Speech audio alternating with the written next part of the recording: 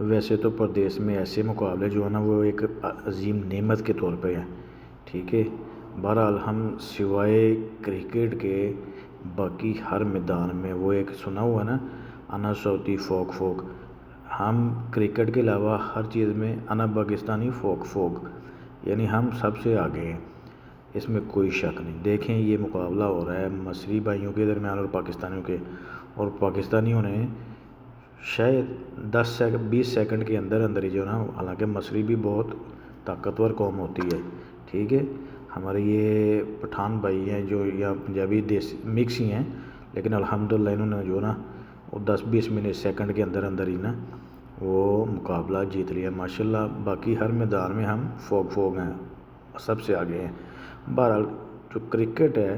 اس میں ہم جو ہے نا وہ صرف انڈیا سے ہاتھ جاتے ہیں، یہ ہماری کمزوری ہے بھائی، لیکن رفائل میں ہم